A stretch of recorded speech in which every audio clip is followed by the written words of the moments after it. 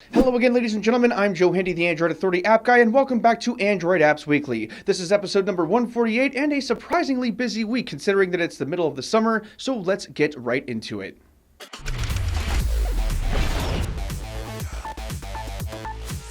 If anyone was curious about why third-party launchers don't have Google now integrated directly into them, the creator of Nova Launcher wrote up a post this week explaining why. The long and short of it is that Google only allows integration with system applications. That's why Sony was able to do it with their built-in launcher. Regular applications aren't installed to the system partition and therefore cannot do it. He is hopeful that the API will be expanded someday, but until then you can always use gesture controls to directly open the application.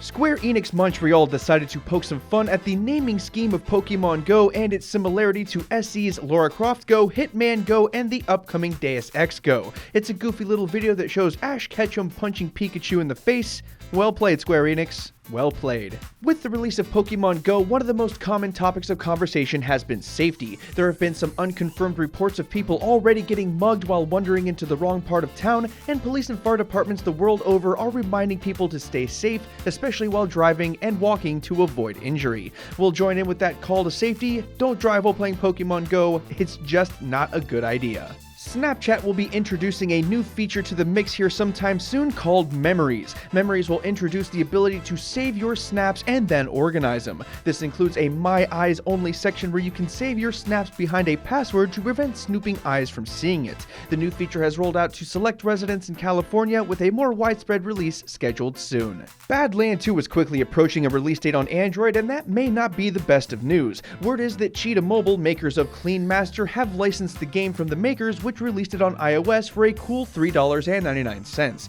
They have turned it from a pay-once game into a freemium game with energy, video ads, and tons of in-app purchases, which tinker with the core mechanics of the game. This is depressing, and Badland 2 will likely not live up to its predecessor, at least not on Android. For even more Android apps and games news, releases, and updates, don't forget to check out this week's newsletter, which is linked in the video description below. You can sign up for it if you want to on the written companion, which is also linked in the video description below, and we'll send it to you every Sunday. You can also check out our official application if you want the news even faster. Okay folks, let's take a look at the apps and games that made a big splash this week. As usual, if you want to check out any of these apps or games for yourself, we'll have all of those links for you in the video description below.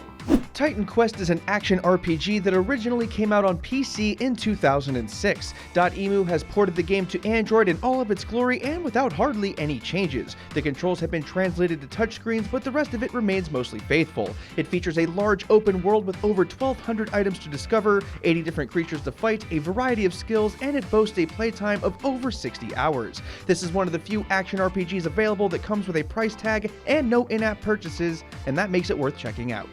Eevee is a new launcher application that tries to make things simple. You're restricted to 2 home screens, but one of them is a universal phone search where you can find your apps, games, contacts, and other information. The idea is that you put the most important stuff on your regular home screen, and then you use the search for everything else. It's a bit like iOS minus the Siri integration, and it's great for those who want something dead simple and easy to use. It's also completely free with no in-app purchases. It's been a long 10 months of waiting, but Square Enix has finally released Final Fantasy VII on Android. It features the full game without any changes to the storyline or the soundtrack. The controls have obviously been made for touchscreens, and there are some extra features, such as the ability to max out your characters with just the tap of a button. It's having a rough release since it's only been tested on a handful of devices, and people didn't read the warnings before downloading the game.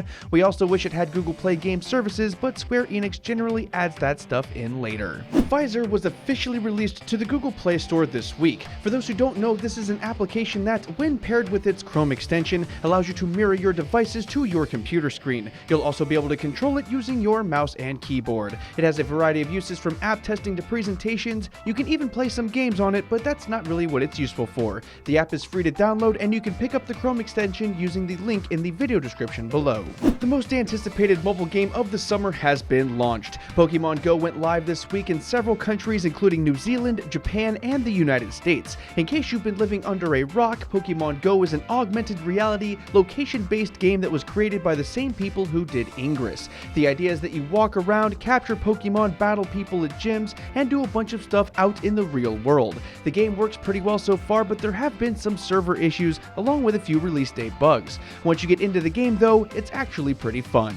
And that about does it for this one, folks. If you want to keep watching, we have Lon's review of the Xperia X Performance linked up on the screen there and in the video description below. Don't forget to sign up for the newsletter and keep it tuned to Android Authority because we are your source for all things Android. Thanks again for watching, everybody, and have a wonderful day.